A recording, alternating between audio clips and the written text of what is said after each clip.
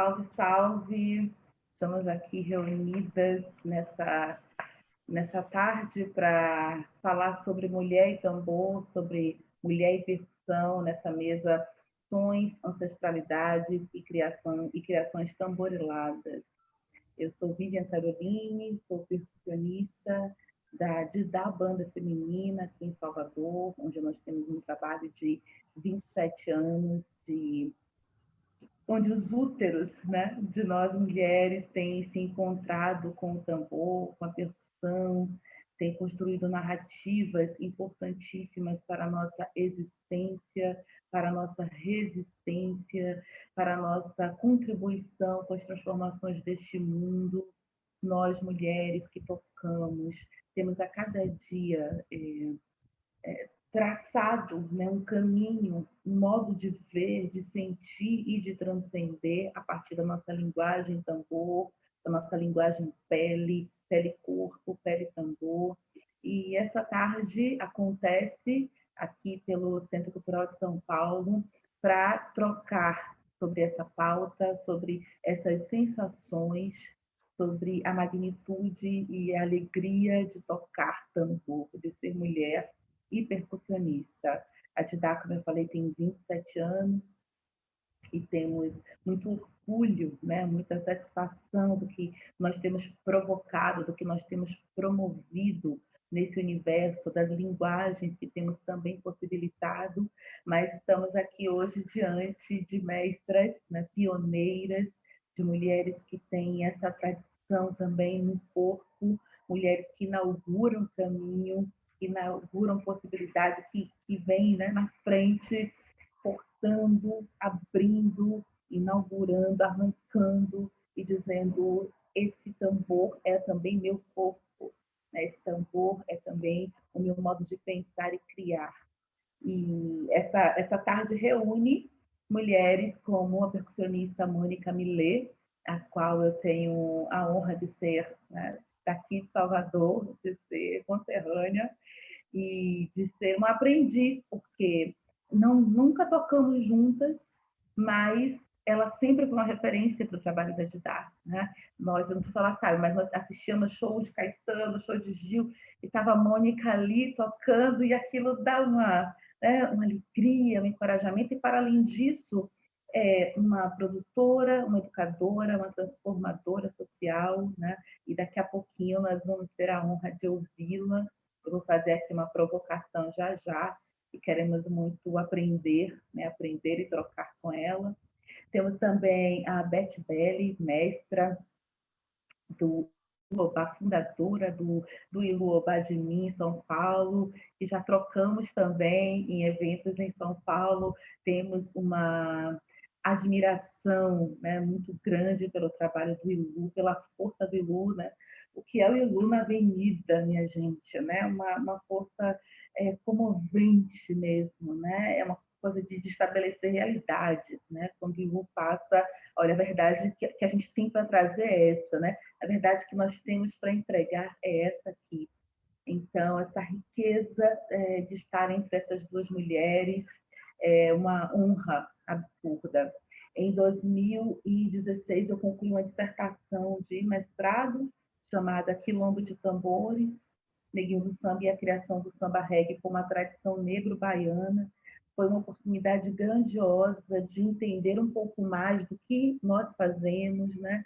De entender mais da nossa responsabilidade, né? Enquanto mulheres que fazemos transformação, que estabelecemos essas nossas realidades, e me possibilitou entender a importância, né, dessas duas mulheres, né? Sobretudo, né, da nossa primeira convidada, né, de entender.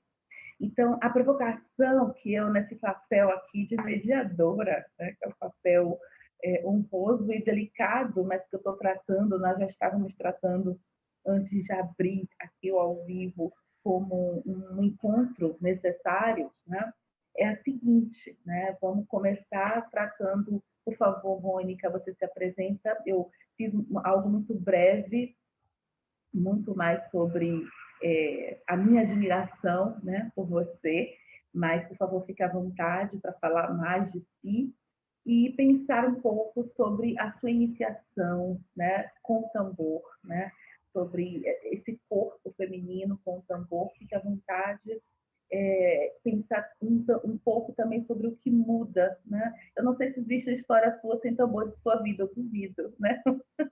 Mas fica à vontade para compartilhar com a gente nessa mesa. E mais uma vez, uma honra, uma satisfação, uma gratidão imensa poder te encontrar novamente com você. Muito obrigada, Vivian, pelo carinho e pela apresentação. Realmente eu fico muito feliz mesmo. Agradeço imensamente ao Centro Cultural São Paulo pela iniciativa, agradeço ao RAI pela sua gentileza em nos receber e nos orientar quanto às nossas falas e a parte tecnológica, o suporte técnico de tudo isso. Agradeço imensamente a presença da mestra Beth Belli, agradeço imensamente a presença da mestra Vivian e agradeço imensamente a presença da mestra Joana. Eu sou Mônica Millet, eu sou percussionista, sou arranjadora, compositora, produtora também. Já faço um trabalho que vem originário dos terreiros, né? Minha primeira escola de percussão da vida foi dentro de um terreiro, né? Eu sou oriunda do Ilê Axé Omi Yamacê, mais conhecido como Terreiro do Gantuá de Mãe Menininha. Eu sou neta de Mãe Menininha, sou filha de Mãe Cleusa e tenho como meu mestre, né, tenho vários mestres, mas eu gosto sempre de enfatizar mestre Vadinho, porque foi a pessoa que, primeiro que eu tinha uma paixão em vê-lo tocar, menina, muito pequena mesmo, talvez ali por volta de meus 7, 8 anos, eu ficava encantada em vê-lo tocar e cantar. Então, mestre Paizinho, Pai Preto, né, que também foi um grande mestre, havia uma elegância muito grande, né, nesses alabês. Lá da casa de meu pai Manuel, em Cachoeira, tinha Vadu, que também era ogã, né? E existia uma elegância muito grande, né, na maneira de tocar, né? Os ritmos, né, do candomblé requer muito mais elegância do que propriamente velocidade ou um andamento muito rápido. Você tem ritmos que são extremamente rápidos, rápidos mesmo, mas se não tiver elegância, não toca, né? Então, eu vejo isso como um grande aprendizado, né? Mas eu também só fui entender, só fui aprender a utilizar essa ferramenta já depois de, né, muitos e muitos anos tocando, que eu fui entendendo, né, como eu toquei muito em trio elétrico, né, toquei nos Novos Bárbaros, que era um trio elétrico do carnaval daqui da Bahia, né? E aquele negócio de galope, né? E isso era uma coisa que não é como é hoje, né? Nós entrávamos no trio tipo 8h30, 9 horas da manhã e saíamos às 2 da manhã, né? Porque você entrava em um bloco, né? Eu tocava no Ensopado de Tatu, que era o mesmo trio, a mesma banda para um bloco que se chamava Ensopado de Tatu, e depois dava seguimento com o trio elétrico Novos Bárbaros, que era uma mistura, né, do som tropicalista com as músicas de época, né? Isso também foi uma grande escola para mim, né? Me trouxe um repertório muito grande, né, de aprendizado. E, naturalmente, a minha mestra maior, né, além da minha avó, né, menininha, que também tocava, né, diga-se de passagem, embora, né, haja um interdito dentro dos tambores que são sacralizados, né? Existe um interdito para que as mulheres não toquem. Em alguns momentos, né, a gente tem esse interdito, mas existem mulheres que está no DNA delas e elas trazem com elas essa bagagem. E eu me sinto privilegiada por ter essa bagagem no meu DNA. Eu sou deficiente auditiva, né? Fiz um trabalho muito bacana com a Associação de Pais e Amigos, né, do Deficiente Auditivo lá em Salvador, né, que se chama APADA. E eu acredito que seja, talvez, o trabalho que mais me surpreendeu assim na vida, porque você vê uma criança, né, que não ouve tocar é uma emoção, não tem igual, gente, só vendo mesmo para criar como isso se procede. Então, eu trago Deus me dá uma oportunidade de eu abrir desafios, né? E eu também não, como é que diz assim, eu não me esmoreço diante dos desafios, né? Eu procuro maneiras, né, como a água, de transpor os obstáculos e vou seguindo a minha vida como percussionista.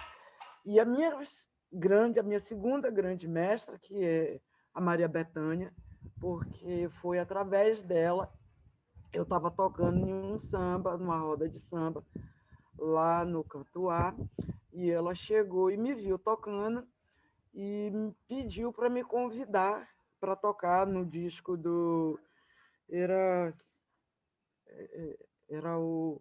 Não, o Pássaro Proibido, né, que ela fez uma homenagem às orixás femininas e às Iabás, e aí nós fomos, pela primeira vez eu entrei num estúdio, de um estúdio de gravação, e fiquei... fui muito bem recebida pelos técnicos, porque eu era uma garotinha, né? Eu devia ter uns 16, menos, devia ter uns 14, 15 anos, e os mestres, né, da tecnologia naquela época do estúdio da Polygram, logicamente que eles, né, foram muito carinhosos comigo e me deram, né, uma recepção muito boa. E a partir dali, eu não parei mais. Aí fui para o show, né, gravei com a Bethânia, o Pássaro Proibido. Depois nós embarquei logo na sequência em Bethânia e Caetano, que eles fizeram o show juntos.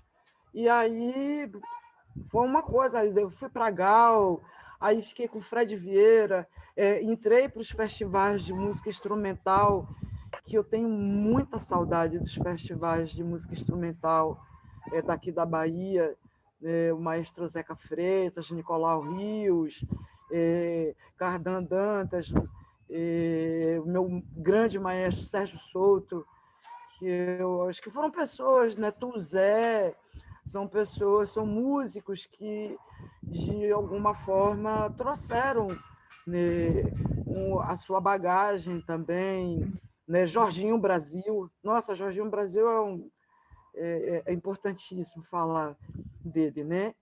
Então, eu fui, né, caminhando nessa leva, toquei na noite, toquei em bares também, né? Toquei aqui na Bahia, né? Quer dizer, lá em Salvador, e toquei no Rio também, né? Aí depois veio os Doces Bárbaros, também entremeou nesse negócio aí, E eu fiz a participação aqui na Bahia, porque na época eu ainda estudava e tinha regras na minha casa, na casa da minha mãe, né? Eu morava com a minha mãe. Uhum.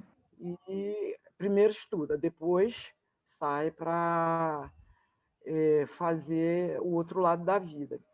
Então, só ao final, né, do ano é que eu pude terminar o meu. Na minha época, ainda era, como falava, a gente fazia o primário, o ginasial e entrava para admissão para fazer o científico e prestar o vestibular depois, posteriormente, né?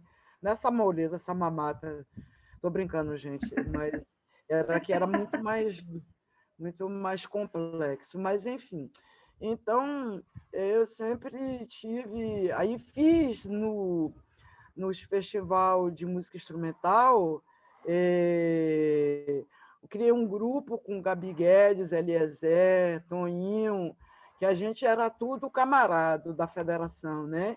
Aí a gente montou Aham. a Odisseia do Crioulo Doido, que era como dizer, vamos dizer assim, uma revisitação, a viagem que cada um de nós tínhamos, né, dentro dos ritmos. Então, como eu estava sempre em turnê, entrava de uma, saía de outra, então ficou a Odisseia do Crioulo Doido, que é a representação, né, da performance de cada um, né, Gabi viajando, Eliezer também tocando pelo mundo, e a gente, Gama, Vilásio também, tinha Cabo, também que era percussionista, que também que tocava com a gente, enfim. Então, era uma Mônica, experiência... a Diga. gente pode então dizer que você tem memória assim do primeiro momento do seu encontro com o instrumento, ou pelo menos que momento de infância, né? Que hora é essa que vocês se encontram? Tem isso dessa iniciação mesmo, primeira? Não, menina, a música é muito orgânica, né? Não teve um fato determinante que eu Tá. decidi ser percussionista. Não, Uhum. não é assim que funciona. Primeiro por admirar, porque o meu pai era da Marinha, era oficial da Marinha e da Guerra. Então, lá em casa se ouvia de tudo, né? Se ouvia de Dalva de Oliveira, Ciro Monteiro, Glenn Miller, Sim, sim, Ray Conniff, Ella sim. Fitzgerald, Joãozinho da Goméia, Luiz da Muriçoca. Então, a gente ouvia de tudo, né? Aham. Então, não tinha assim um momento que eu posso lhe dizer foi a partir de hoje, a partir de agora que eu resolvi ser Aham. percussionista.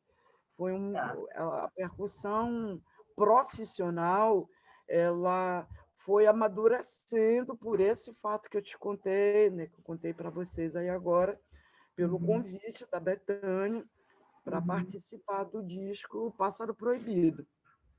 Você trouxe duas coisas que eu fiquei matutando quando você falou, né? Sobre a coisa que existe em Salvador muito, né? Sobre no terreiro mulher não toca, né? E como a gente tem um grande número de percussionistas em Salvador, mas você mesma já me disse, não, não é bem assim, né? E uma outra coisa incrível que você contou foi sobre o tambor ser sentido, né? O tambor não é captado pelo ouvido exclusivamente, né? Eu acho que o ritmo ele chega na pele, né? Ele chega no corpo de um modo geral, que foi essa experiência sua e experiência com essa associação, né? Fala mais um pouquinho, eu achei isso incrível demais. Bom,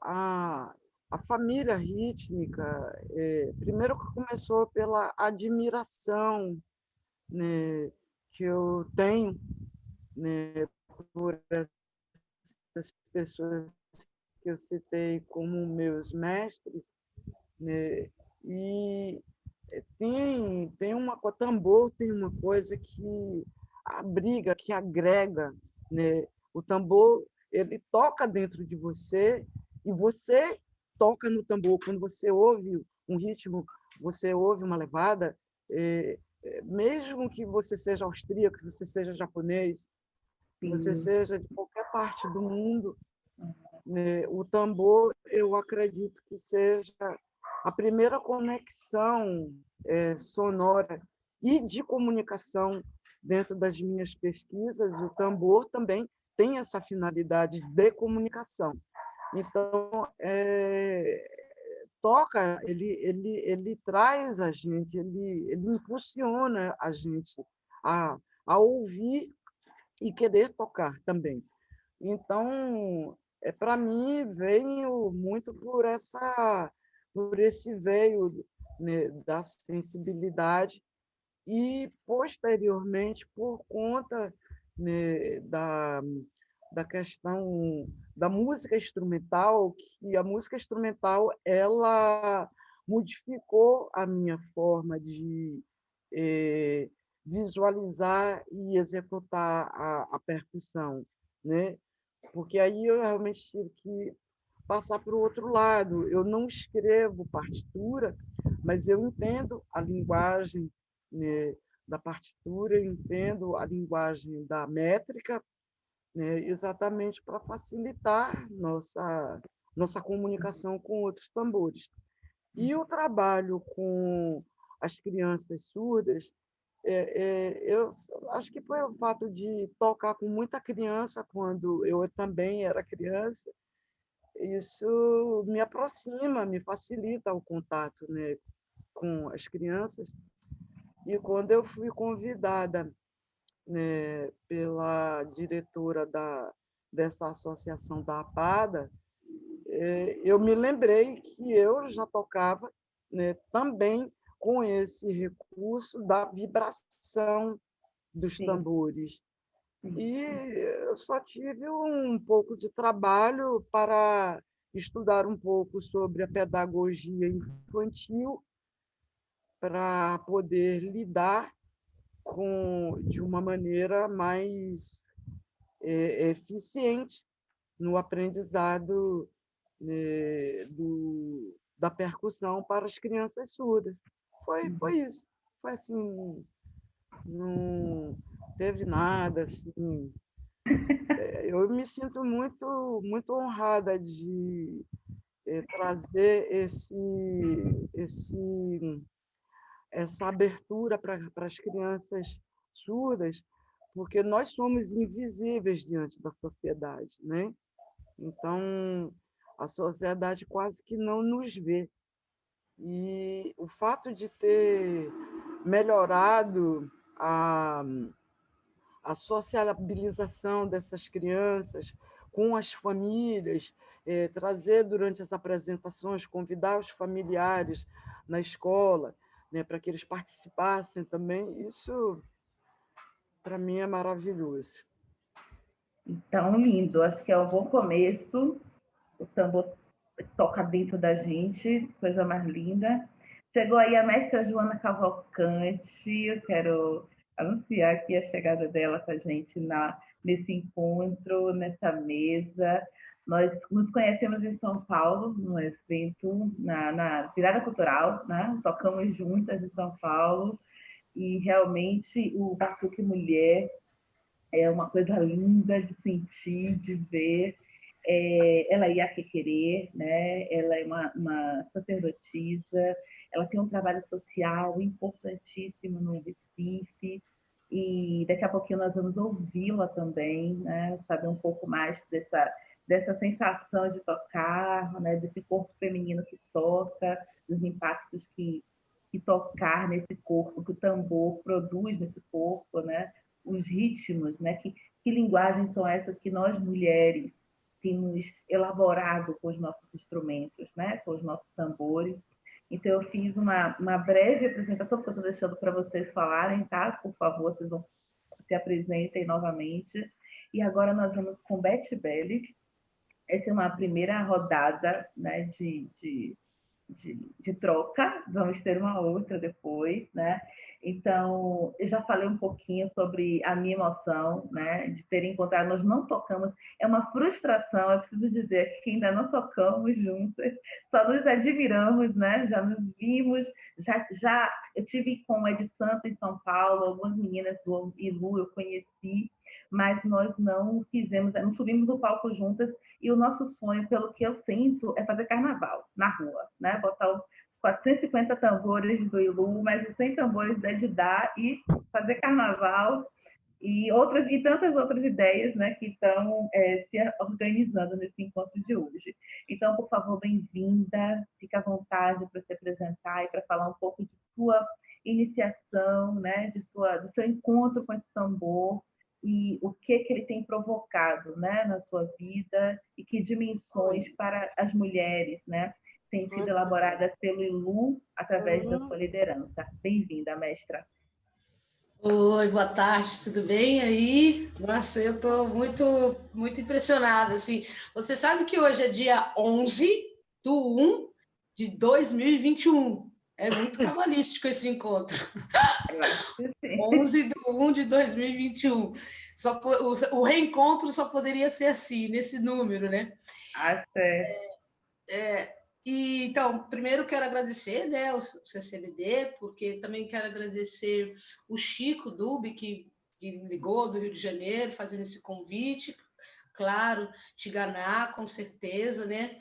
Então, estou com duas pessoas também aqui. São 3 pessoas, né? Eu sempre, a primeira vez que eu vi você, Vivian, eu fiquei, gente, que isso, né? Mestra Joana, assim, tem uma amiga que é muito me apresentou, foi a Adriana Aragão, que toca comigo também. Ela falou: não, Beth, você não está entendendo, você tem que conhecer a Mestra Joana, você não está entendendo. E aí eu comecei a ver coisas dela, assim, YouTube, veio muitas coisas.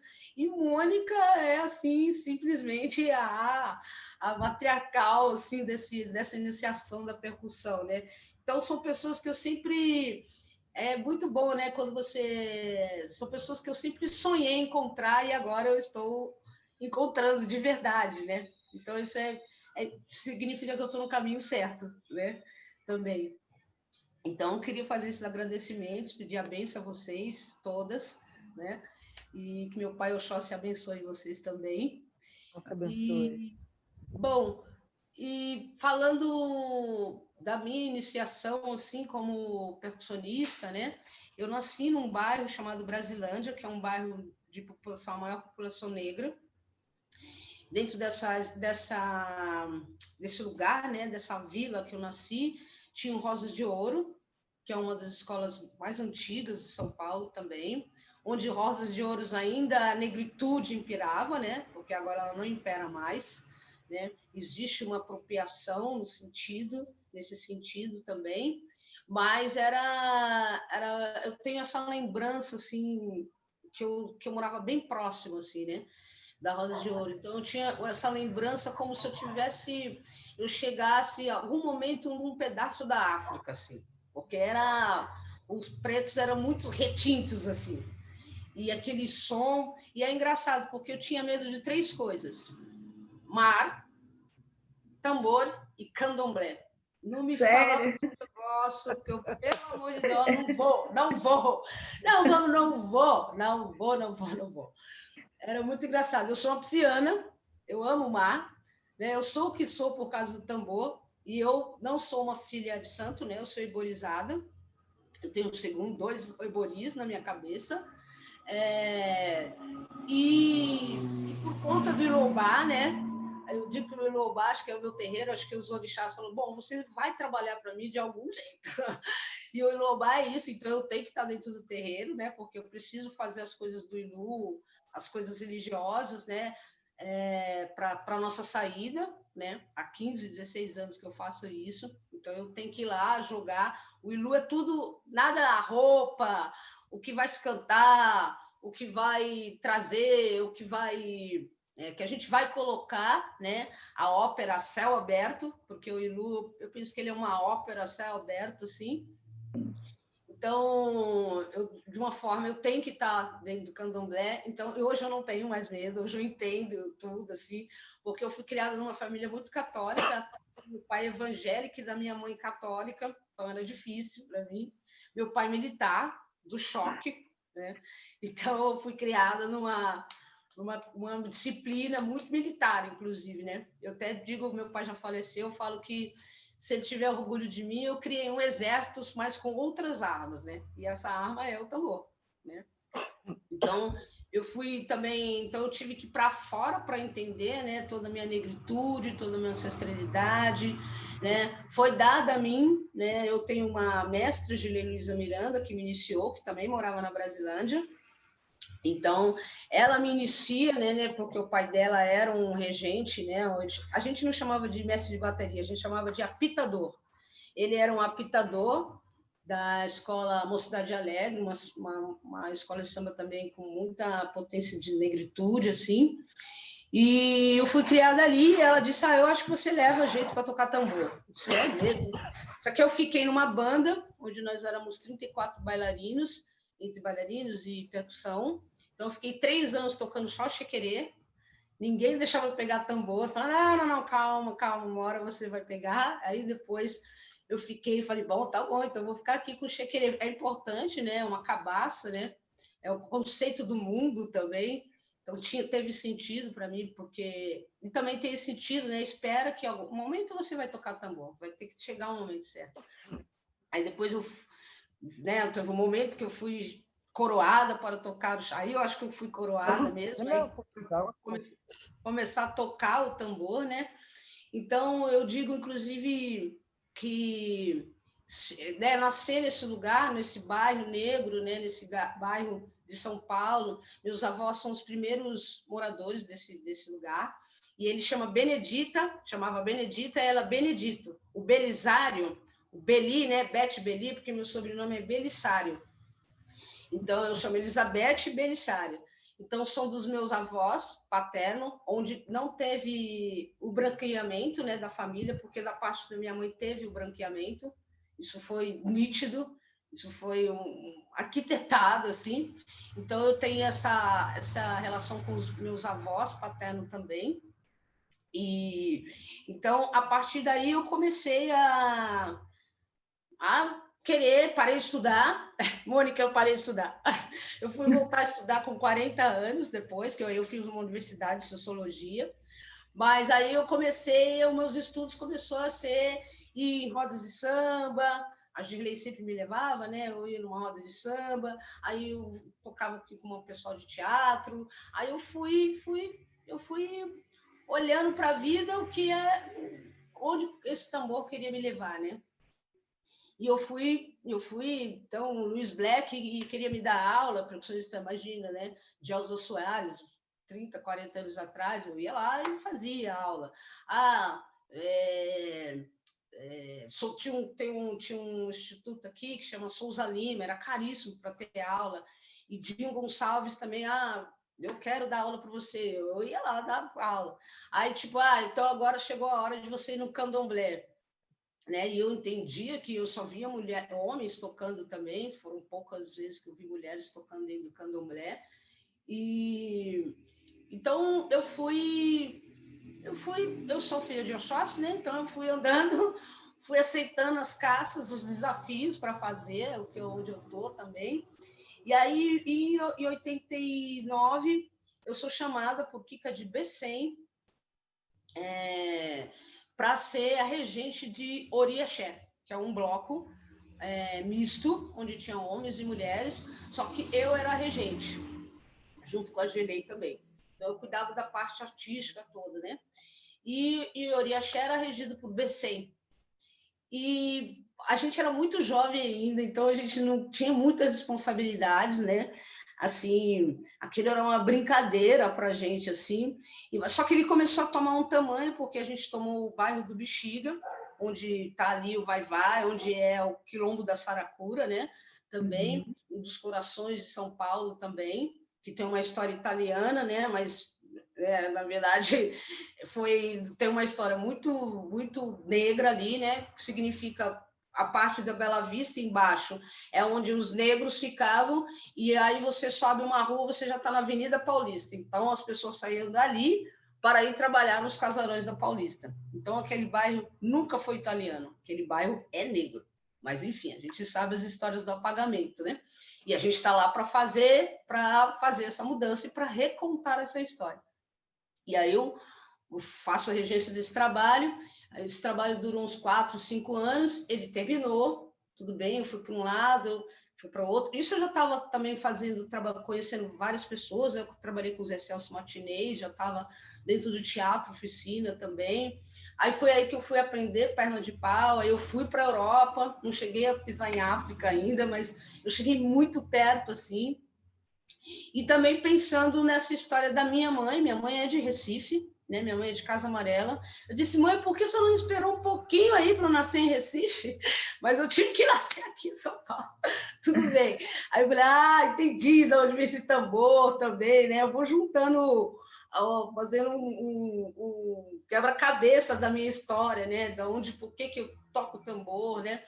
E muito interessante, né? Porque o Iluobá, né, ele está ligado a Xangô, e aí onde, né, tem muito forte a referência dos tambores para Xangô, está em Recife. Então eu vou começando a entender por que eu trabalho para, né, porque eu digo, enfim, porque esse trabalho do Iriaxá acabou e eu fiquei muito, sabe, sem mãe, fiquei sem mãe. E aí eu fui trabalhar para o teatro, fui andar de perna de pau, fui viajar, fui para a Europa, fui conhecer outros ritmos. Aí que eu começo também a querer estudar os ritmos do Império Mali, né? Que eu toco djembe, toco dunduns também, e né, já tinha uma gama boa assim de ritmos básicos do candomblé, e aí eu queria conhecer outros ritmos assim. Daí também foi numa dessas viagens eu conheci Mamadi Keita, né? E que é um sacerdote importantíssimo do djembe, o djembe folá, e conheci ele em Montpellier, e aí eu comecei a me interessar por esse tambor também, e aí as pessoas ficavam, pelo amor de Deus, Beth, você tem que voltar para aquele trabalho, você tem que voltar para esse trabalho. Eu falei, olha, eu volto, mas se for para trabalhar para Xangô, e se for dirigido, pensado e por mulheres. Mas por que para Xangô? Eu disse, eu não sei. Eu também não sei. É o que veio agora na minha cabeça. E então teve sentido para mim também, né? Eu tendo porque trabalhar para Xangô, porque ele é orixá da justiça, né? Para ser orixá da justiça, ele já também passou por muitas injustiças, né? Então, e o que a gente precisa, mulheres, é a justiça, e a justiça, a nossa justiça, não é essa de Brasília, eu já disse, é essa que a gente acredita. É para essa que a gente dá o dobá, né? Que a gente bate a cabeça, que a gente alimenta, né? Então eu pensei, então Ilu Obá de mim, Ilu tambor Obá Xangô de mim, uma licença poética. E tem esse nome, eu tirei de um livro que chama Povo de Santo, de Raul Lodi. Eu abri, eu falei, vou achar o nome do Ilu Obá é hoje. Fui lá na minha estante, peguei o livro, abri e saí, Ilu Abá de mim, que é um tambor. Mônica, acho que pode me falar melhor sobre isso também, que é um tambor que se toca para um ritual de Oxum. O nome desse tambor é Ilu Abá de mim. E então eu falei, Ilu Abá, Ilu, tambor, Obá, Xangô, de mim, mãos. Pronto, mãos femininas que tocam para o rei Xangô, para o orixá da justiça. Pronto, achamos esse nome. E aí começamos a ensaiar nas praças, e começou a chegar, né? Tipo, o famoso Correio Nagô, né? Uma ia chamando uma outra, ela tem um bloco agora de mulheres, vão tocar.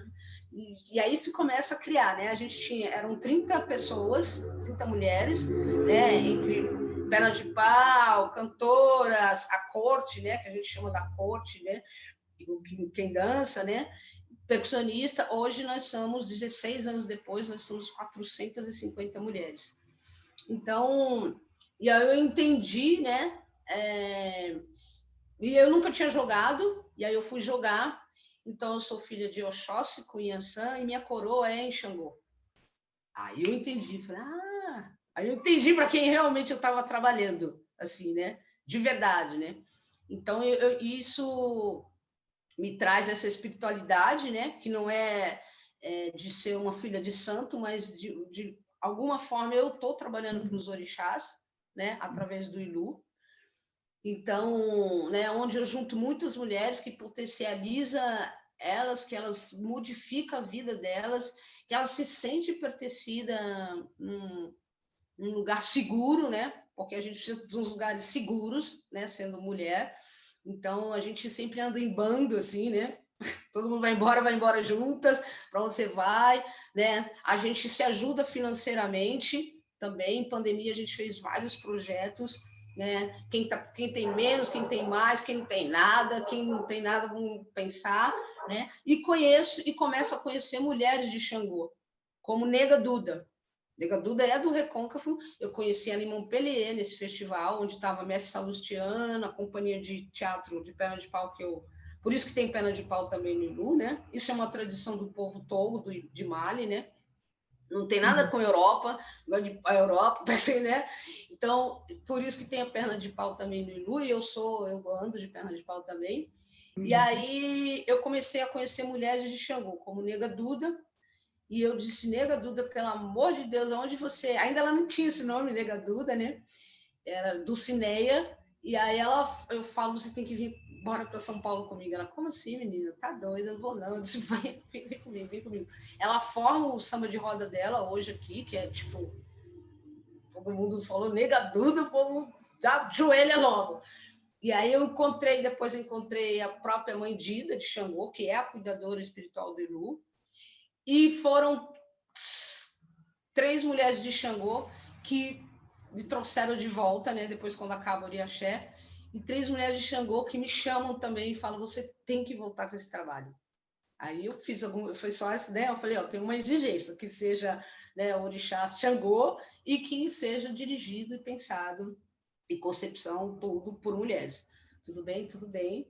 Então, assim, resumidamente, é muita coisa que tem assim, mas é um pouco essa é um pouco minha trajetória, assim, né? Também vou estudar, também vou querer saber de coisas, também. E assim é isso, e foi abrindo, né? Foi abrindo, né? A feminagem que a gente faz, né? Também no Ilu, é um trabalho educativo, né? Inovar educação, cultura e arte negra, né? Então a gente tem propostas, a gente tem um encontro que chama Ilu na Mesa, que a gente chama uma pessoa da academia e uma pessoa da oralidade para falar do mesmo assunto. E, geralmente são mulheres negras, tem a mediadora também. Então, a gente também tem um trabalho que chama Tenda Afrolúdica, que é para cumprir a Lei 10.639 nas escolas, né? Então, a gente também tem algumas coisas turísticas, assim, de viagens, que a gente faz alguns quilombos também. A gente tem livros já escritos também, tem documentários, então também pensar que a gente tem que homenagear, né? Porque o trabalho da gente é de rua, então vai ter visibilidade, né? Para quem está dentro e para quem está fora também. Então, a ideia também sempre é o Ilu recontar uma história de 500 anos, né? E contar partir do continente africano, mas dizer também que África é essa que a gente tem no Brasil. Porque muitas vezes eu penso que a África é o princípio para a gente, mas a África mesmo que a gente tem é uma África mais do coração, sabe? Assim, é um sentimento mais afetivo, assim, quase uma memória, assim, né? Mas existe uma África no Brasil, né? Então é dessa que a gente vai ter que recontar, né? Então a gente vai usar nossas armas, que são os tambores, que é a educação, que é falar de um lugar feminino, né? Porque a gente foi dado a nós, né? Gerar uma criança, né? Colocar ela no mundo, depois cuidar até quando tem que cuidar. Eu tenho uma filha, né? Que não foi gerada por mim, foi gerada pela minha companheira, mas ela é minha filha. Eu passei todo o processo, então eu entendo que seja isso. Então, e para mim é muito poderoso, né? Então, o Ilu, quando eu olho o Ilu, quando eu estou na frente da bateria, eu falo, meu Deus do céu, como a gente pode gerar muitas coisas, né? Assim, é complexo, não é muito fácil trabalhar com tantas cabeças, né? Mas é isso, sempre vamos dialogar. Não, tá, você pensa assim, eu penso assim, tudo bem, então vamos ver se dá certo, não dá certo. E é isso, assim, a gente tá aí para gerar, né, coisas, mudanças radicais. A gente tem que fazer mudanças muito radicais, assim. E a gente, né, Exatamente. como disse, se tem uma revolução em curso, vamos fazer parte dela, né? E com a feminagem, creio eu. Coisa linda, minha gente. Realmente é potência por cima de potência, do lado de potência, dentro de potência, né? Esse desejo, essa missão, esse compromisso histórico, né? Um compromisso histórico, um compromisso ancestral, sobretudo, né? Todas as falas até agora, e vamos chamar já a mestra Joana para dar continuidade à mesa, sobre essa ancestralidade, sobre essa consciência de que estamos aqui num contínuo, né? num processo cíclico, né? De uma instância, de uma permanência instante, porque ela vai se transformar, né? Mas o ritmo vai ficar, né? Um ritmo que a gente não consegue exatamente decidir ou definir quando ele nos chega, né? Ele já estava, né? Já estava antes aqui, né? Deixado nessa atmosfera e a gente vem apenas colhendo, entendendo, captando, sentindo, né? O que já foi nos deixado. Isso é fantástico. É, se a gente tiver alguma, eu sempre brinco agora, eu falo, se a gente tiver alguma dívida, porque tem um povo que tem, Europa tem muita dívida com a gente, principalmente, mas se nós temos alguma dívida, é com as nossas ancestrais. É a ela que a gente vai mostrar, porque provavelmente elas adorariam estar vivas e olhando assim por essa mesa aqui, falando, nossa, agora elas se encontraram agora, nossa senhora, que, entendeu? Então é para elas que a gente tem que devolver, assim, se a gente está viva, se a gente está aqui, alguém da minha família atravessou um navio negreiro, alguém. Então eu tenho que reverenciar essa é a minha dívida. Minha dívida não é com não sei quem lá, não. Minha dívida é com as minhas ancestrais, que se eu estou aqui viva, então eu tenho que. É a elas que eu tenho que devolver. Né? É por elas que eu tenho que fazer essa mudança. Né? Porque não está nesse lugar né? Imagina, toquei com Caetano, toquei com Gilberto Gil, toquei com Betão. Ah, tá. Uhum. Entendeu? Mas e daí? Mônica está aqui com a gente no mesmo lugar, falando na mesma posição, entende? Então, isso é muito mais revolucionário, né? Sim, Realmente. sim. Tem a ver mais com isso, né?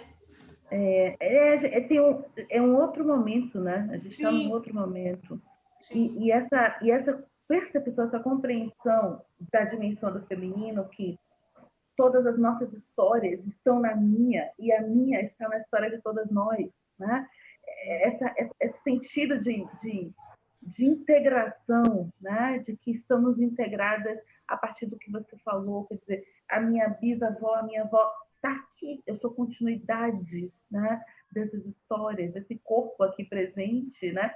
É também um corpo ancestral, porque presença é marca de ancestralidade, e aí fica para a gente essa responsabilidade do que está por vir, né? Então, são mulheres revolucionárias preparando o futuro a cada toque, né? Usando essa ancestralidade, mas já construindo, né? A partir de agora, eu chamo você e digo que você vem para São Paulo, porque a gente tem uma missão para fazer aqui. Eu estou te dizendo, né?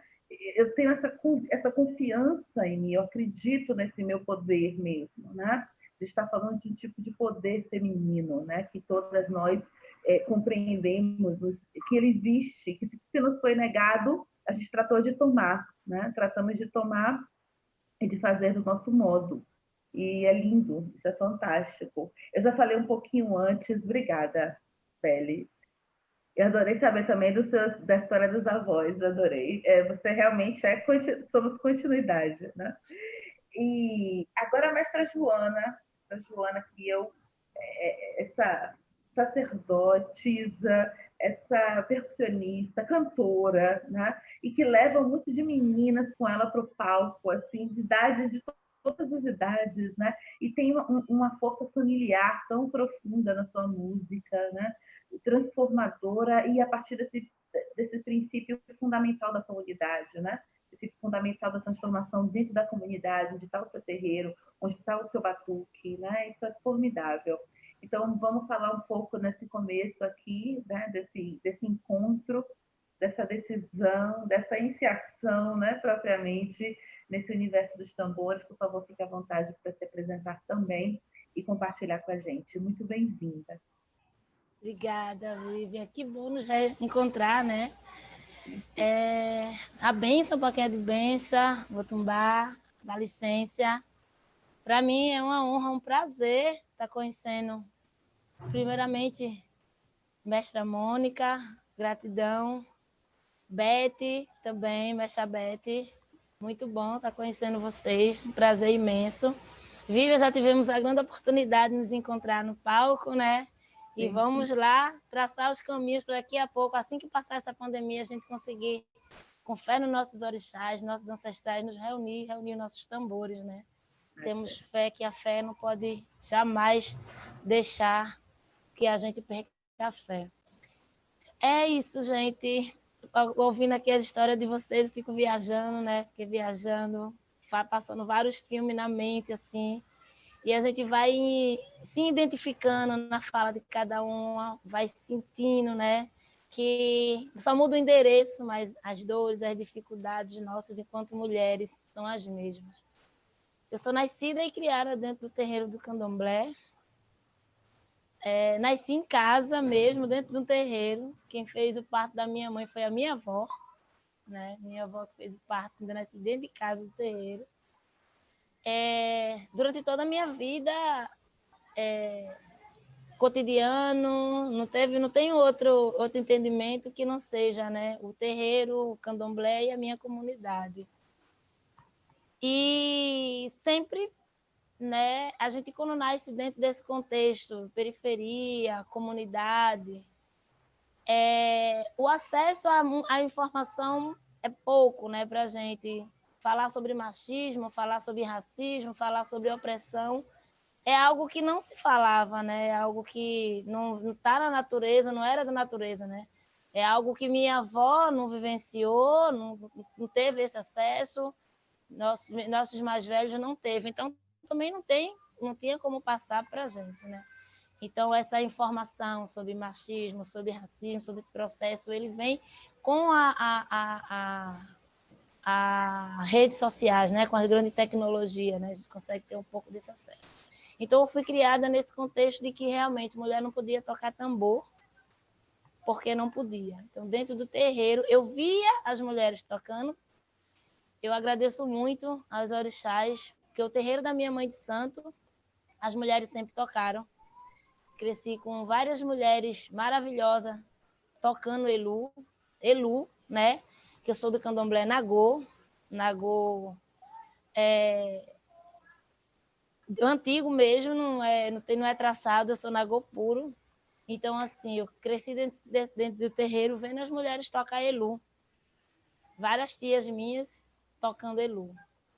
E eu me questionava, né? Mas também daquela forma, só se questionar no pensamento. Na boca nunca, por questão do respeito mesmo, porque eu não podia. Então, não podíamos tocar, mas essas mulheres, elas tinham o poder de estar lá e de tocar. E toda vez que tem alguns flashes que eu lembro muito, que quando eu sentava, né, que era chamado Trono dos Órgãos, quando eu sentava, meu pai me tirava, me puxava pela orelha, me tirava, me dava cascudo, não deixava nem sentar, era proibido até sentar, né, ali no Pelelê ou Trono dos Órgãos, que assim é chamado. E eu cresci dessa forma, respeitando, nem chegando lá, mas vendo várias mulheres tocar. E aí passa-se os anos, né? Minha família também toda inserida dentro do maracatu. Meu pai, mestre de batuque, minha avó, dama de passo, minha mãe, baiana, né? Meus tios, meus irmãos, todos nosso cotidiano naturalizado dentro do maracatu também. Então, um espaço que as mulheres dançavam e os homens tocavam, né?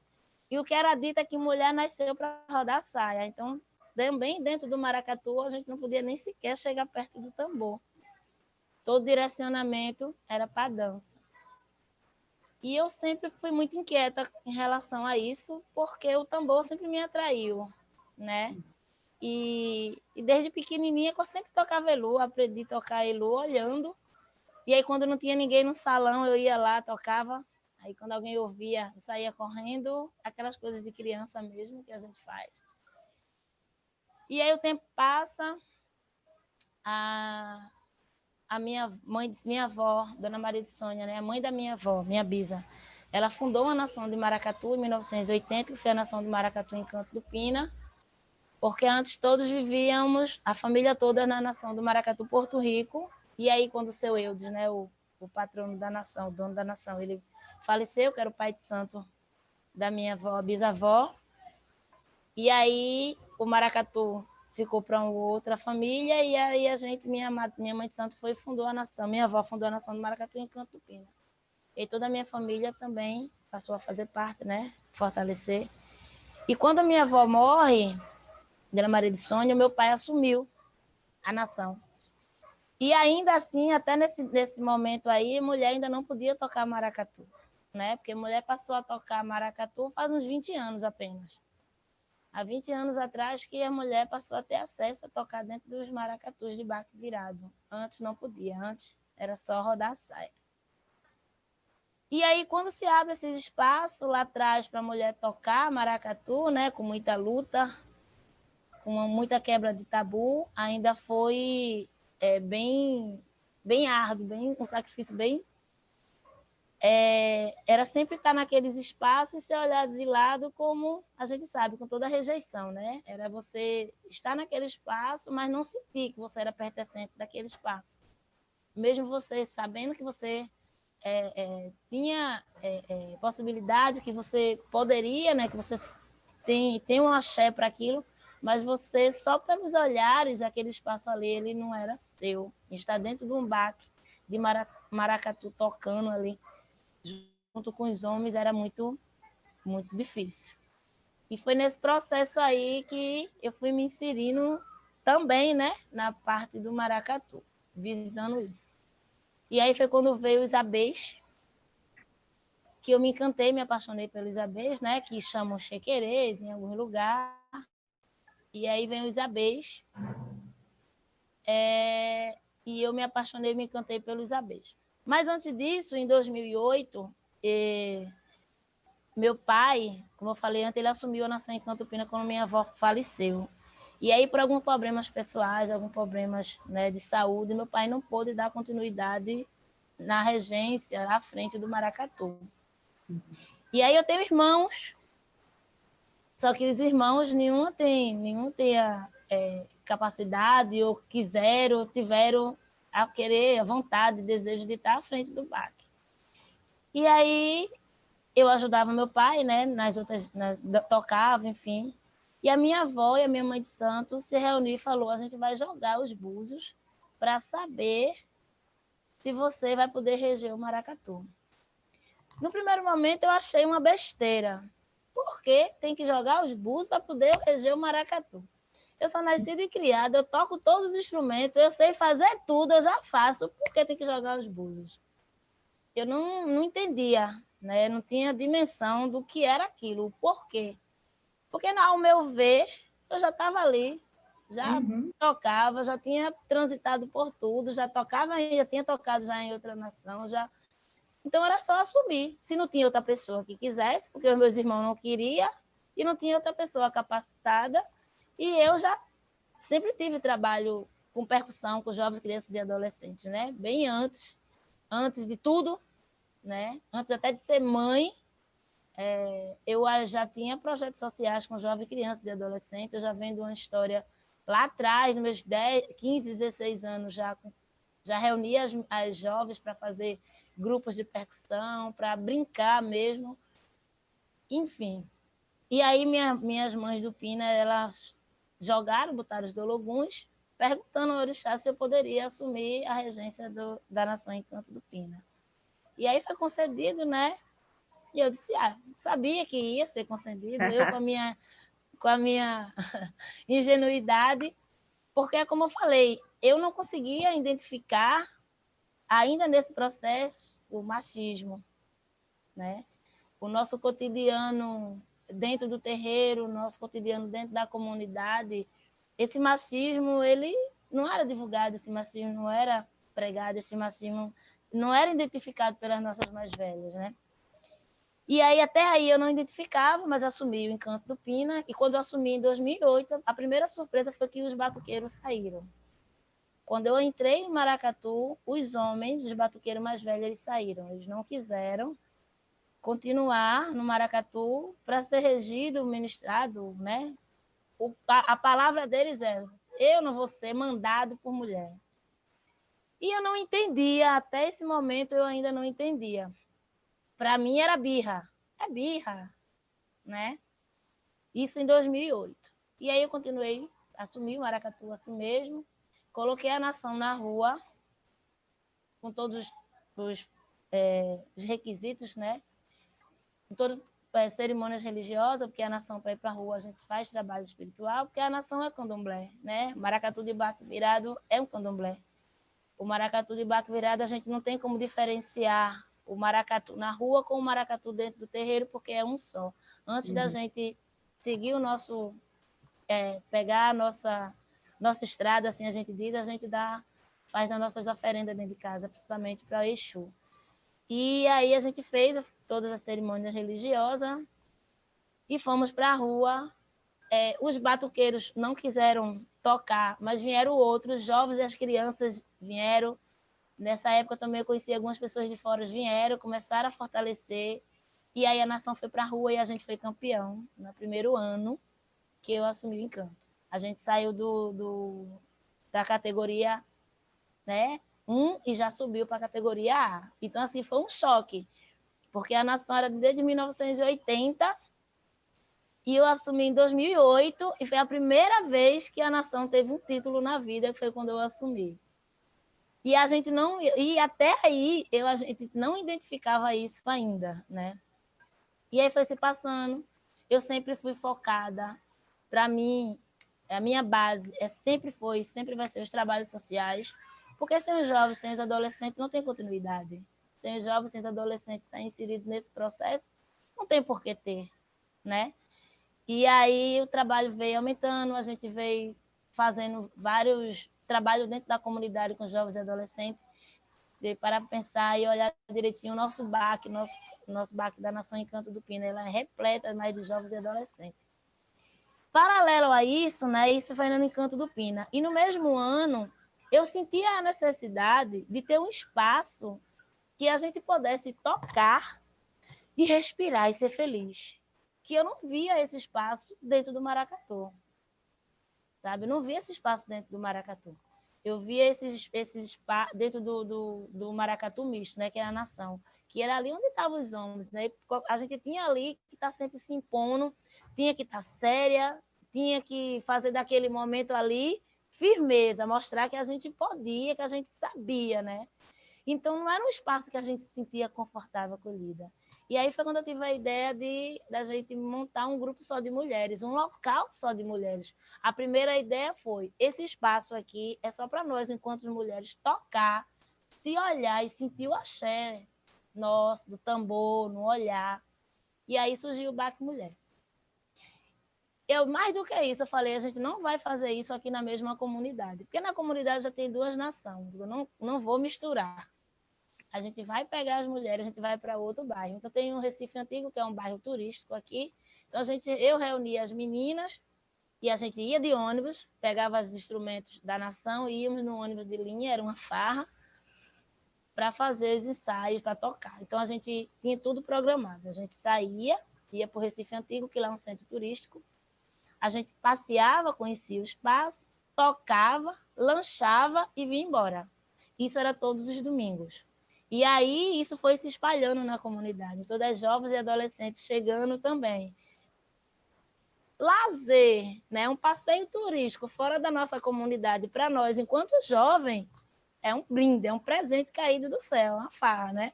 para a gente sair da nossa comunidade e ter um lazer em outro lugar, a gente sabe as condições de cada um e sabe que da comunidade é difícil. Então, a gente fazia isso todo domingo.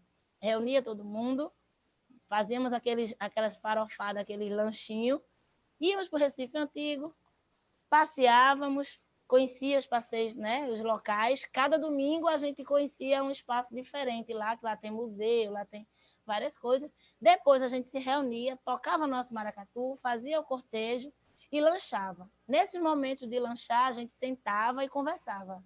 Então, a gente passou a dialogar mais entre nós mulheres, né? Era um espaço, era um momento que a gente começava a conversar. E aí, quando a gente começava a conversar, as meninas da comunidade todas indo, isso era, a gente lotava. Tinha ônibus aqui no domingo que nem queria parar para a gente, de tanta mulher que era, de tanto instrumento. E aí, quando a gente começava a conversar, vinham as problemáticas, os relatos.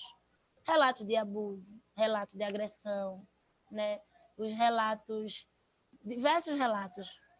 E o que é que a gente faz quando a gente passa a receber essas informações, né? Foi aí quando a gente começou a estudar, a pesquisar sobre empoderamento feminino, sobre opressão, sobre negritude, né? Foi aí quando eu comecei a entender várias coisas, né, de toda a minha vida. Foi daí que eu passei a entender o porquê o meu pai não queria que eu me sentasse no trono do Isogã para tocar. Para o meu pai, né, não é que eu não pudesse tocar por ser mulher, é porque as mulheres que estavam ali tocando eram lésbicas. E para ele, se eu fosse tocar, eu ia ser também. Só depois de... Agora, depois de mãe e de filho, foi que ele abriu para mim, foi que ele falou para mim.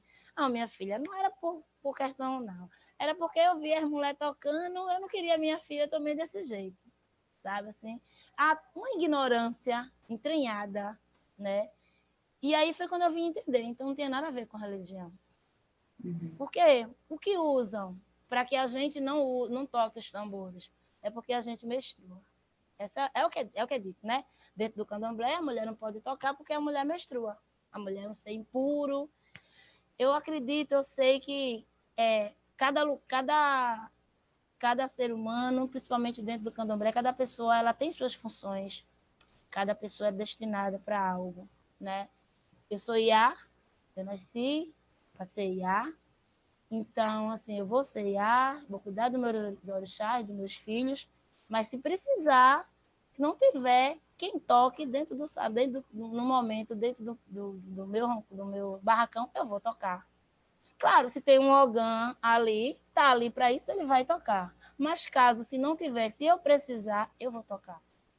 Sabe? Cada um tem seu cada um. A Ekele nasceu para cuidar de santo, né? O ogã nasceu... Então, mas se tiver necessidade, eu não vejo nenhum impedimento.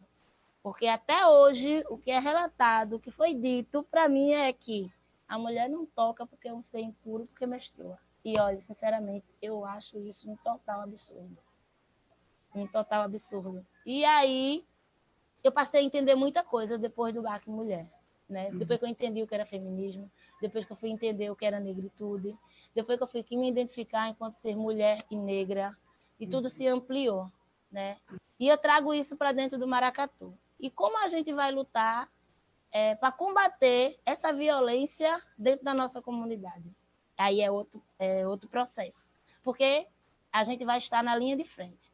Eu não posso pegar uma batuqueira que ela, por exemplo, é envolvida com um traficante e dizer que ele não pode bater nela, na vida bater em mim, batendo nela. Como é que a gente vai fazer? E aí eu comecei a lutar através do tambor. Foi quando eu passei a fazer loas, a escrever loas para empoderar as mulheres dentro da comunidade.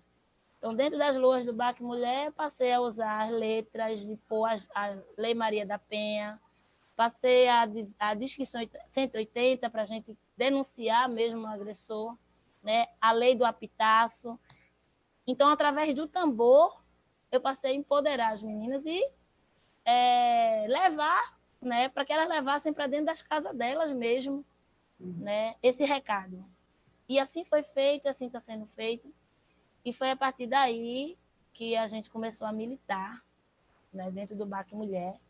E aí essa luta eu também passo para dentro da nação, né? Mesmo sendo mista, que é onde a gente tem que ter o maior cuidado, que a gente trata diretamente com os homens. A gente empodera as mulheres, a gente fortalece as mulheres, mas a gente tem que também estar dialogando com os homens, levando conhecimento para os homens. Então, a gente faz esse trabalho dentro do Baque Mulher através do tambor. E é isso, é uma luta, não é fácil, mas a gente vem nesse processo. Então, o Baque Mulher já tem, desde 2008 também, a gente está com, acho que 42 filiais, porque a gente tem esse trabalho de diálogo, né? Que a nossa base é o diálogo, é o empoderamento feminino.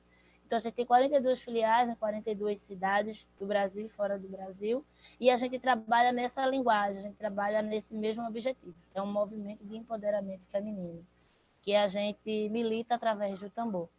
Então, o tambor ele faz parte da minha vida desde quando eu estava na barriga da minha mãe, e é através do tambor que eu milito aqui dentro da comunidade para salvar vidas, para direcionar jovens, crianças e adolescentes que eu vejo e me espelho, sabe? A mesma falta de conhecimento, a mesma falta de oportunidade, as mesmas faltas de direcionamento que tive também lá atrás. Então, através do tambor, através do maracatu, a gente consegue alinhar e estamos aí se fortalecendo juntas. Maravilha. Beth falou que ficou arrepiada aí. Realmente é uma história maravilhosa. Tem duas coisas fortes, quer dizer, milhares de coisas, né? Fortíssimas batendo aqui. Você falou sobre o machismo, né? Sobre o machismo, sobre como é que a gente toma de volta o que sempre foi nosso, né? Porque sempre foi nosso. E como é que é essa liderança? Você contou, a primeira coisa quando eu assumi foi que os homens saíram. E aí me veio várias lembranças também, porque quando a gente começou a tocar, as pessoas não dançavam, sobretudo os homens, sabe? Tipo, deixa eu ver se isso é bom mesmo, né? O que vai sair daí? Por que eu vou, né?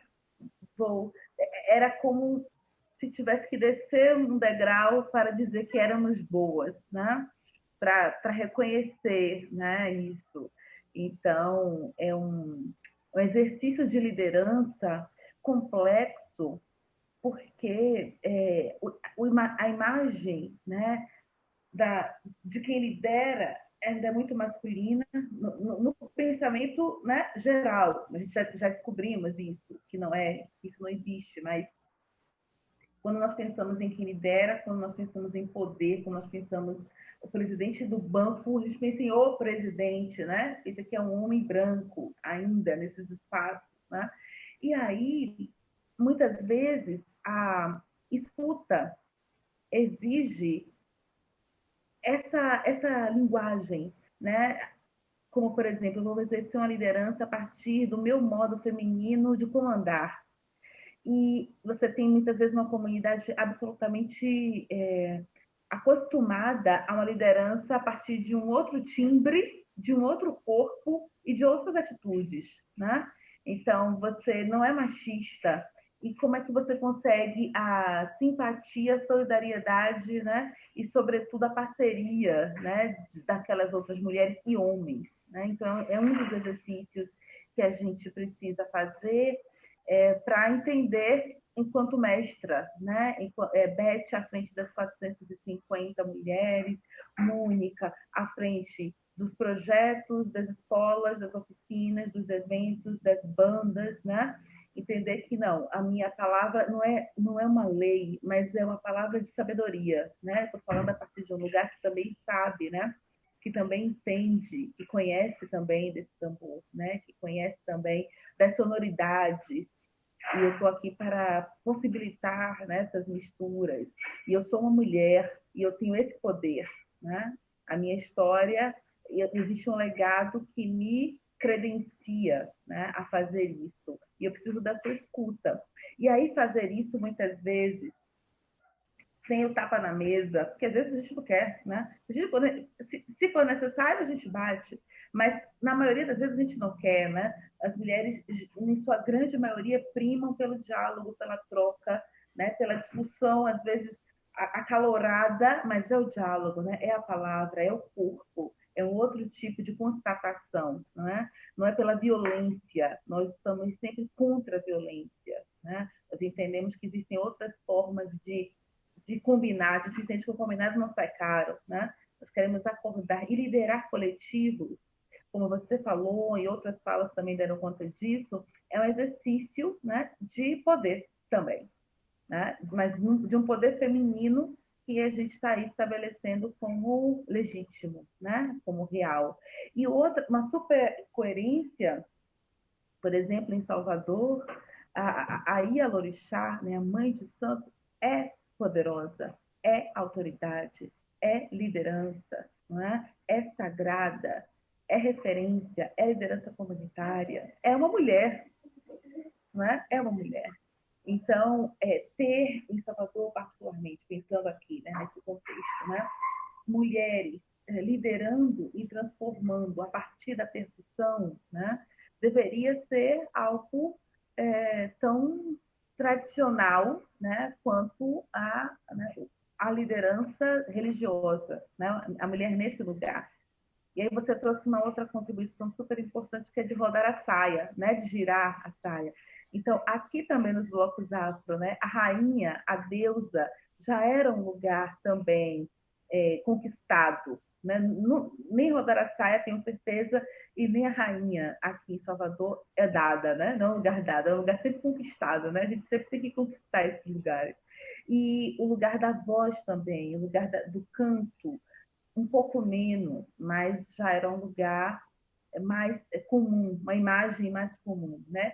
Na percussão, sobretudo em coletivos, essa imagem foi uma imagem também um tanto quanto repugnada no começo da vida, enquanto coletivo, né? Como algo dado ao fracasso imediato, né? Isso aí não vai dar certo. Essas mulheres vão ficar grávidas.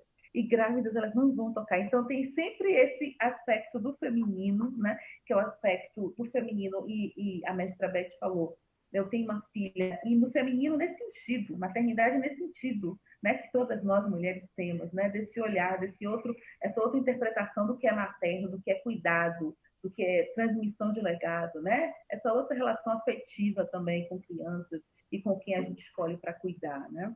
Então nós estamos desdobrando, né, tradições, né, tradições a partir de uma conveniência, porque eu estou cada dia mais convencida que o machismo é também conveniência, né? Porque muitos homens escolhem, eles têm outras opções, mas ele escolhe essa opção de desmerecer, né? De desrespeitar. Ele sabe de um outro modo de fazer, mas é muito mais conveniente, proveitoso para ele se manter nesse lugar de macho, né? Poderoso, entender e acolher essa versão. Que a gente está em 2021, né? E tem tantas versões de identidade de gênero circulando, né? E tem uma grande maioria que prefere se sustentar e se manter nas identidades preconceituosas, né? A partir desse lugar do preconceito. Então, tem muito de conveniência, né? Muito de conveniência. E para nós, mulheres, eu acho que vamos entrar na segunda etapa para que todas possam voltar, né? E não seria diferente, eu nunca achei que íamos esgotar qualquer assunto. Eu acreditei mesmo quando o Tia Ganá fez a provocação, que era uma provocação, né? Que era uma troca nessa mesa, mas espero que outras iniciativas semelhantes, né, aconteçam e que a gente tenha, né, vários desdobramentos possíveis num próximo encontro. Mas então, tocar é transformar, é isso, a provocação é essa, né? Tocar é transformar. Para que nos serve o nosso tambor? Você falou ali, a Beth escreveu, né, sobre essa coisa do deslocamento que o tambor possibilita, né? Aqui eu falo que o tambor ele é a lança, quando a gente quer ir para a guerra, e ele é também o escudo, quando a gente precisa estar protegida, né? Tem sempre essa dicotomia, tem sempre esses lugares que a gente pode atribuir de ação, de atitude para o tambor.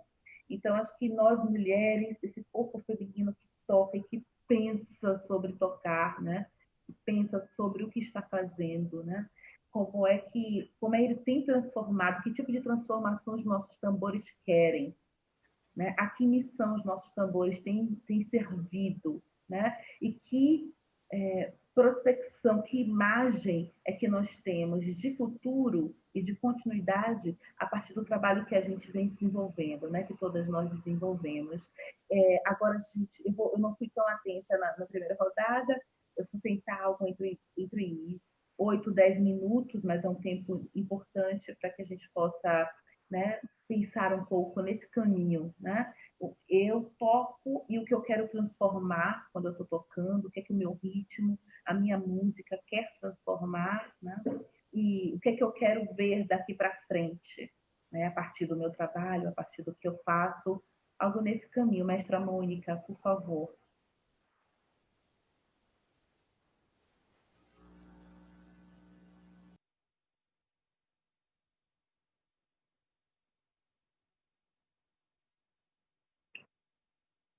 O microfone está fechado da mestra Mônica. Enquanto ela abre, eu quero dizer que o cenário dela é uma coisa maravilhosa. Eu falei isso antes da live abrir, e eu preciso repetir que ela está num lugar lindo. E subiu um gato, que aí eu falei, ai, que coisa mais linda!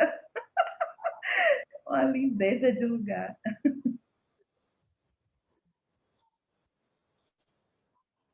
Pois então, eu espero em breve que a gente possa se reunir aqui nesse lugar, porque realmente é um lugar muito especial mesmo, né? E eu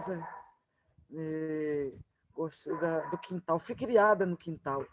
E adorei o relato da mestra Joana, quando ela falou, né, que quando não tinha ninguém no barracão, aí corria e tocava os tambores, daqui a pouco vinha, quem está na tabaque?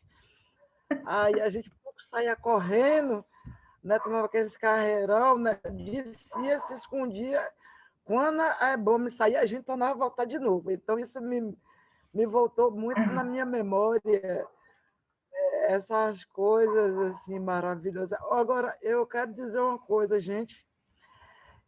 A potência, né, de ser mulher, de tocar tambor, de ser negra, de ter essa representatividade, eu estou para ver, viu? Eu estou muito emocionada, eu estou arrepiada. O relato da Beth, o relato da Joana, o teu relato, Vivian, que a gente já tem, né, vivências. Então, eu estou percebendo aqui a potência e estou entendendo por que houve essa construção de nos manter afastadas. Porque quando a gente desconstruir essa loucura, aí a nossa potência, a nossa beleza, a nossa leveza, você vê, mesmo falando sobre temas, né, contundentes, né, sobre abusos sexuais, né, sobre a imposição, né, dos homens de sair. Já aconteceu comigo também, viu? De eu estar tocando numa roda, né? Não, está acontecendo uma roda e eu aí pedi para tocar e a galera, sabe, dizer que vai sair e deixar lá, e eu também não sentei a mão, eu digo, agora mesmo. Então, eu não fiz por me diminuir por ser mulher, né? Mas eu estou encantada e muito, muito agradecida. Quero agradecer também a Tiganá, porque, né, ele é um intermediador de toda essa coisa que eu não poderia, né? Eu já estava com compromisso, tem zilhões de coisas também acontecendo, e eu não poderia pegar esse compromisso exatamente no início de janeiro. Quem é de Candomblé sabe, né, mestra Joana, como é a vida da gente nas primeiras semanas, né, do Odum, né, o ano que se inicia. Então, mas eu digo, poxa, é uma oportunidade também que eu não vou poder recusar, mesmo que seja um tanto quanto né? Difícil conciliar, mas eu não queria recusar, e eu estou muito, muito agradecida a toda a ancestralidade de todas vocês, né? A ancestralidade que nos mantém firme, que nos mantém unidas e que nos dá permissão, né, para que a gente dê continuidade ao que elas começaram. Eu me sinto assim, entendeu? Eu não inventei nada de tambora, eu não inventei nada de mestre de saber, eu não inventei nada de Life Gods, que é uma música que eu tenho, nem Lavando as Águas, que é uma música gravada pelo Gil. Eu não inventei nada disso. Eu só recebi o que elas mandaram, né?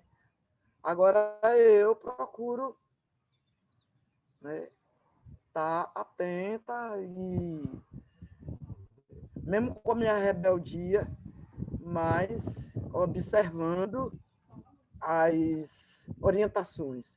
Então é isso, Olodjooni que abençoe, ou seja, o Senhor do dia, desse dia maravilhoso, como disse a mestra Beth Belli, que tem um significado especial, né? Então, Olodjooni, que seja testemunho, né, do êxito de vocês e de todas as mulheres, né, que estão dentro dessa corrente dos tambores, que estão em cima dessa corrente, levando para frente essa corrente, segurando esse mastro, né, através dessas correntezas que nos levam para tantos lugares e para tantas adversidades também. Pode vir tempestade, pode vir vendaval, pode vir maremoto, pode vir tsunami, mas as mulheres que tocam tambor vão se manter em pé e vão se manter juntas. Então, Olodjooni, que seja testemunho do êxito de vocês e que vocês tenham muito sucesso, vida e saúde, proteção. Né? Obaluaê Chapanã, que proteja todas vocês e as suas famílias, né? E que em breve a gente possa fazer essa comunhão, né? Fazer essa roda de tambor aí, né? É isso aí, pessoal. Muito obrigada. Axé, mestra Mônica Millet, que aula, é realmente... Millet é a colonização, é Millet. Então, vamos falar correto, vamos denegrir o Millet, Mônica Millet.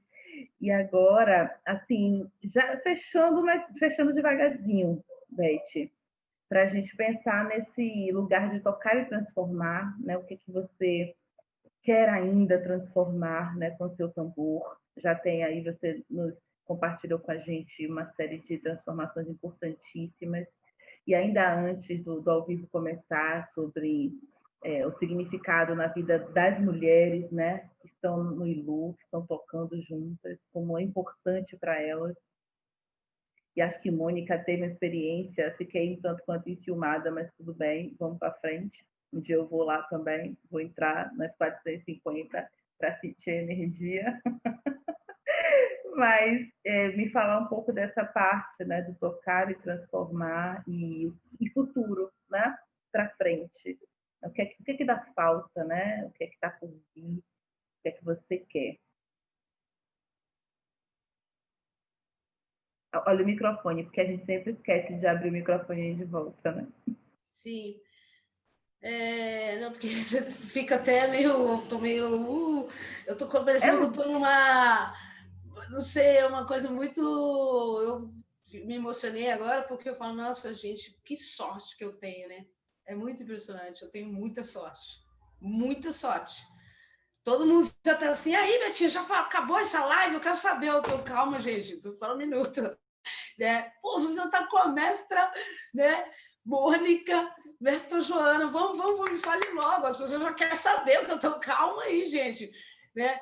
Então, imagina, né? Já estão tudo aqui mandando no WhatsApp, então, mas eu fico olhando assim e falo, nossa, gente, eu não tenho nenhuma história como vocês, né, que nasceram no Candomblé, ou que, né, como eu disse, minha mãe poderia ter esperado um pouquinho mais eu nascesse em Recife, mas nem em Recife eu nasci, mas eu sou filha, né, de lá. e como que eu tô no mesmo lugar que vocês. Isso é muito impressionante para mim. Isso é muito assim, tipo, nossa, eu tenho que só agradecer, sabe? Assim, então, eu realmente tenho uma missão muito importante. E o que eu quero com o meu tambor, né, com todos os tambores femininos, assim, é muito simples, assim, eu quero acordar quem insiste em dormir. Principalmente o que a gente, né, quem insiste em dormir, inclusive eu, vamos colocar assim, sabe? Então, eu me coloco nesse lugar também, assim, eu quero tocar meu tambor para quem insiste em dormir, inclusive eu, né? E esse encontro, assim, a gente foi falando aqui, esse encontro, imagina a hora que, meu Deus do céu, tomara que seja em terra batida, assim, porque eu já visualizei que esse encontro nosso, assim, se vai ser em Recife, se vai ser no Ilu, se vai ser aí com Mônica, não sei, não, se vai ser na Didá, não sei, ele vai acontecer. Ele vai acontecer. O Bani Chekau, ele vai conseguir. Meu pai, Odé, vai me dar muitas flechas. Quer dizer, ele só tem uma, então eu vou ter que ser muito certeira com a única flecha que eu tenho. Mas eu vou trabalhar para isso, assim. Né? E isso tem que ser um acontecimento que a terra se abale. Sabe quando fala abalou? Né? Então, a terra tem que ser... e assim, a terra é feminina, né? Terra, a lua é feminina e elas têm transformações incríveis. Então, assim, a gente o tempo todo está em transformação, né? A gente menstrua, depois a gente tem menopausa, depois a gente já nasce para cuidar. As brincadeiras nossas é só assim, não, boneca, não, gente, peraí, eu quero brincar uns pipos, não. Então a gente já tem a determinação de cuidar, só que agora a gente quer cuidar das nossas, das mulheres, da terra, porque a gente faz parte. Essa coisa de eu vou encontrar com a natureza, não, você é a natureza. Sim. Você não tem eu encontrar com a natureza, você é a natureza. A gente esqueceu disso. Então, eu sinto que, né, o tambor ele é comunicador, ele acorda, né, ele cura, né, ele é um instrumento de cura, né, o fato de eu tocar o tempo todo, então meu coração está pulsando o tempo todo, apesar que eu estou na regência, mas eu dou aula, eu tenho meus tambores aqui, de vez em quando eu fico doida aqui sozinha, boto um som, fico, né? De vez em quando algumas amigas assim, a gente mesmo na pandemia falou, não, ninguém aguenta mais, gente, pelo amor de Deus, vamos se encontrar para tocar um tambor, eu tenho um espaço grande na minha casa, então ficamos aqui, cada um pegou, ficou tocando, então eu sinto que eu não fico doente porque eu tenho ele, inclusive, eu acho que eu fui para o hospital só para nascer, graças, né? Então, é isso, assim, eu quero que cada vez a gente realmente, o meu desejo que eu quero agora, nesse momento, é tocar o tambor para quem insiste em dormir e encontrar vocês, encontrar a mestra Joana, encontrar a Vivian, encontrar a Mônica, e é isso que eu quero. Porque a partir do que a gente encontrar, aí a gente não sei, mas esse é o meu desejo para 2021, 2022, 2023, 2024 e por diante, assim. Eu só tenho que agradecer. Beth, você falou de acordar que está dormindo, inclusive você tem essa sensação de que a gente tem mais para dar? Você também sente isso? Assim, está faltando, tem mais coisa aqui para colocar, né? Vocês, né? Eu coloco isso num lugar muito... Né? Eu coloco isso num lugar de um lugar tranquilo, assim, e de um lugar... porque tudo que, assim, de um lugar... Eu não gosto muito de falar dessa palavra, mas, por exemplo, é o que está me vindo agora, de um lugar muito... de que tudo que eu conquistei, né, tudo que eu sou hoje, eu não precisei sacanear ninguém, não precisei me vender, eu não precisei, não vou andar aqui porque aqui vai me dar... Aliás, eu não gosto disso, eu consigo enxergar quem me trata como Beth, e eu consigo quem me trata como Beth Belli, ou quem chega perto de mim porque tem um interesse, eu consigo já. Então, quando eu falo, inclusive é porque eu também tenho muita coisa para aprender, né? Então, um tambor que eu vou escutar, né? poxa, quando eu chegar em Recife novamente, minha prima já está alugando uma casa, já quer passar Natal, Ano Novo. Já falou, Beth, não sei o que. Eu falei, tá, tudo bem, calma. A gente nem chegou ainda, começou o ano agora, já quer, vai levar a família toda, porque faz anos que a gente não vai. Minha mãe está com 83 anos, minha mãe saiu com 13 anos de Recife. Então, assim, aí então ela já está programando. Então, mas quando eu chegar nesse lugar, eu imagino eu levar minha mãe para ver o maracatu, para encontrar uma Júnior, coisa que ela dançava quando ela era criança, entende? Então, nesse sentido, inclusive eu, porque quando eu ver o maracatu novamente, eu vou acordar novamente. Eu vou acordar de um outro jeito, entende? Lindo. Não sei se eu Maravilhoso. não sei se eu entendi. Maravilhoso, mestra, maravilhoso. Nesse sentido, sabe? Assim, tipo assim, não é nem assim, sei tudo, não sei nada, não, eu sou humilde. Não é isso. Esse lugar que eu falo, sabe? Eu vou ouvir, nossa, eu vou encontrar, eu vou reencontrar, porque agora o que está acontecendo com a gente é a gente está se reencontrando. Sim, sim, sim. Isso é muito potente. Isso os homens têm muito medo. Nada melhor. Muito medo, né?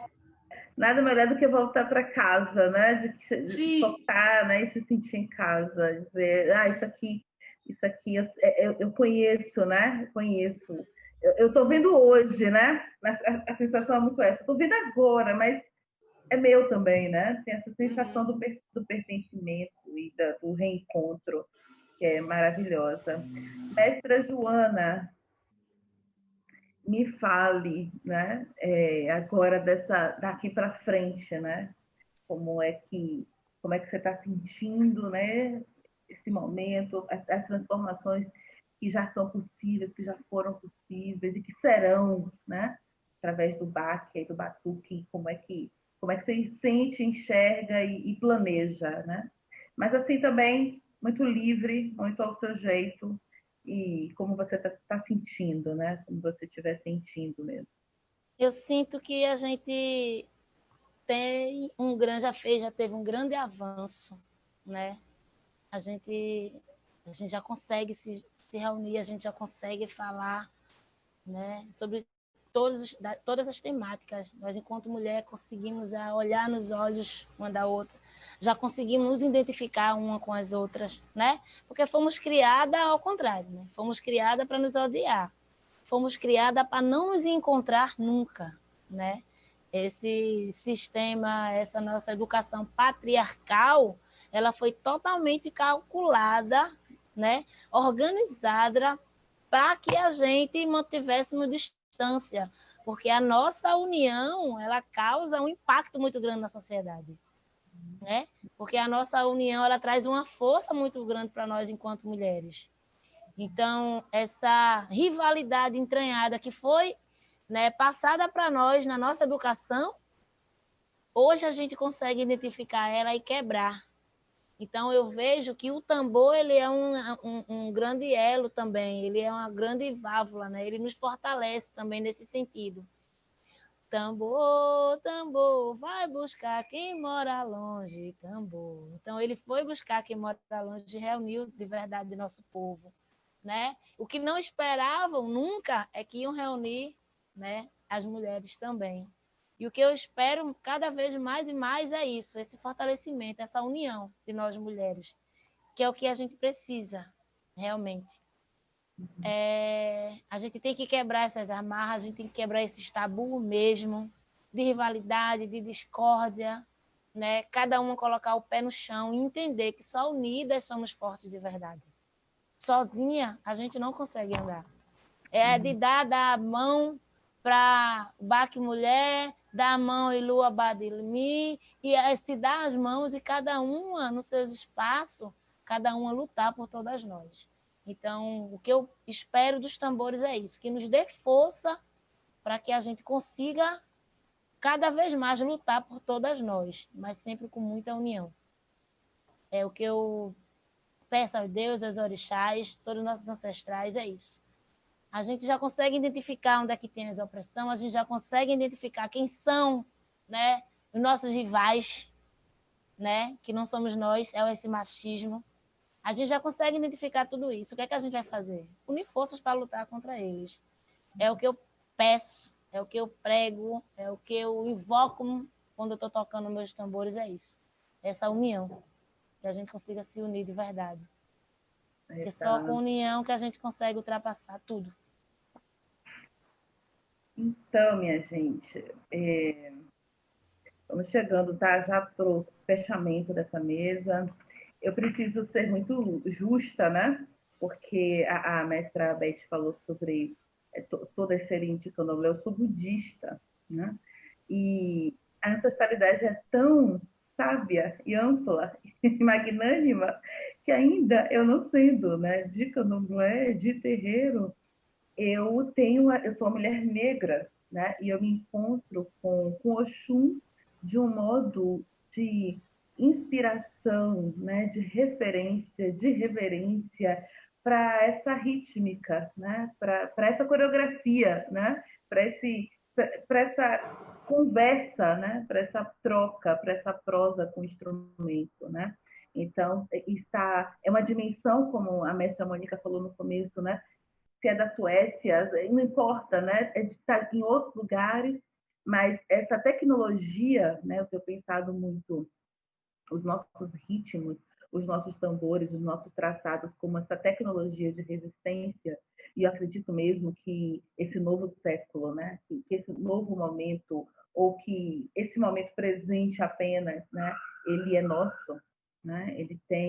Se ele tem uma trilha, é uma trilha feita por nossas mãos e corpos femininos sobre peles de instrumento, né? E aí ficar para uma outra prosa, se cada instrumento é um mundo, se cada tambor é um planeta, né? E como é que a gente dialoga, né? Como é que a gente consegue dialogar? Porque cada tambor é uma entidade, né? Eu aprendo com vocês, então olha o gigantismo, né? Olha a amplidão, né? Do que a gente tem conversado enquanto a gente toca, né?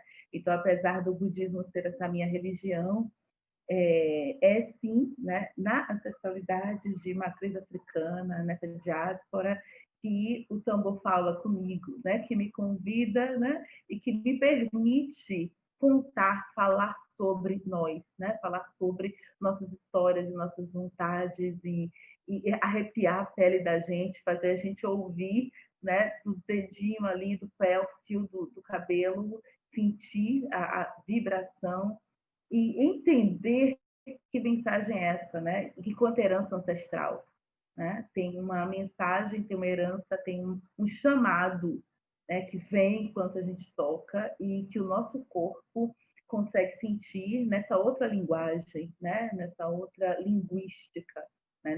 Desse outro modo. Mônica falou no começo sobre uma pesquisa que vai perceber, né, a semântica e o que é mesmo que a gente consegue elaborar, né, enquanto a gente está tocando. Então, são construções, são linguagens muito além do que o idioma, né, pode dar conta, né? É muito mais amplo, é muito mais abrangente e muito necessário. Como a mestra Beth falou, que tem alguém arquitetando a escolha dela para o Xangô, né? Ela não sabe explicar de imediato, mas mais cedo ou mais tarde ela descobre, né? Que arquitetura foi essa, né? Que planejamento foi esse. E a mestra Joana, quando é jogado os búzios, ela já sabia o que ia dar, né? Ela já sabia que aquele tambor, aquele lugar já era dela, né? Já era dela enquanto mestra, enquanto quem toca tambores sagrados, né? E a Mônica é quem inaugura tudo isso, assim, ela disse que não fez nada, que alguém fez e ela já encontrou, mas a gente sabe da importância, da genialidade, da relevância dessa postura comprometida, né, com o coletivo e que está aí ainda chamando, provocando, instigando a continuidade dessa revolução por nossas mãos de mulheres que tocam tambores. Então, essa mesa Sons, Ancestralidades e Criações Tamboriladas vai ficando por aqui, agradecendo, sim, mais uma vez, né, a todas essas presenças que não são, né, fisicamente aqui, aos homens também que nos inspiraram, como Neguinho Samba, no caso da Judá. A Mônica citou alguns mestres, a Beth também, a mestra Joana, as mulheres que nos inspiraram e que nos inspiram, né? Agradecendo a todas essas energias, agradecendo a Tiganá, essa pessoa, esse artista, dessa sensibilidade, né? De uma magnitude também que todo dia nos surpreende. Obrigada por nos reunir. Você viu que todas estamos felizes da vida por esse encontro, né? E pelas trocas que aqui foram possíveis, entendendo que ela não termina aqui, não estanca aqui, que a gente ainda tem muita coisa para fazer. Então, muitíssimo obrigada a todas, mais uma vez. Uma honra, uma alegria, humildemente falando, sinceramente falando com o meu coração. Uma honra aprender com vocês nessa tarde, me inspirar e me fortalecer aí para desbravar os desafios do dia a dia, tá? Um feliz ano novo, feliz 2021, saúde, axé, proteção, leveza e muito batuque, né, minha gente? Que a gente se encontre para poder tocar mais e mais e fazer isso reverberar no mundo, porque mais do que nunca é necessário. Um beijo, obrigada sempre por Feliz São ano Paulo. novo para todas, muita Feliz ano axé. novo, até a próxima. Obrigada. Feliz ano todo, para a gente vai Feliz encontrar. ano todo, Ano mestra. Todo. Obrigada, gente. Tchau, Obrigada. tchau. Tchau. Tchau, tchau.